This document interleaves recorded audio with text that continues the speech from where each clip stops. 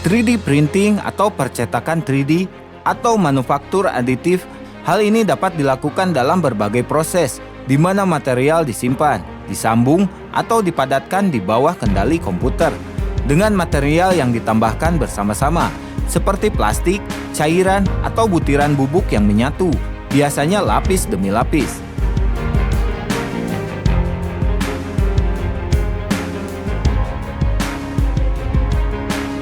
Pada tahun 1980-an, teknik pencetakan 3D dianggap hanya cocok untuk produksi prototipe fungsional atau estetika.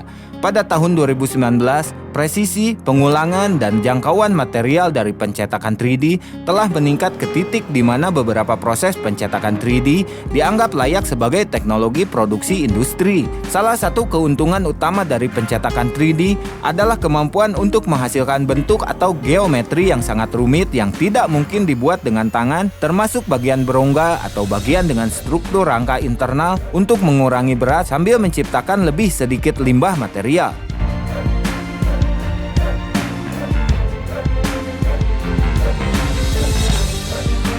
Fused Deposition Modeling atau FDM yang menggunakan filamen kontinu dari bahan termoplastik adalah proses pencetakan 3D yang paling umum digunakan pada tahun 2020.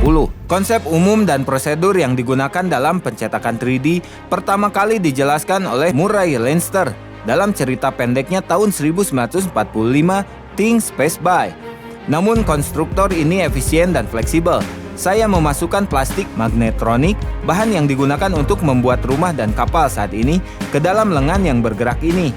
Lengan ini membuat gambar di udara mengikuti gambar yang dipindainya dengan sel foto. Namun, plastik keluar dari ujung lengan gambar dan mengeras saat keluar, hanya mengikuti gambar. Hal ini juga dijelaskan oleh Raymond F. Jones dalam ceritanya Tools of the Trade, yang diterbitkan dalam majalah Astounding Science Fiction edisi November 1950. Ia menyebutnya sebagai semprotan molekuler dalam cerita tersebut.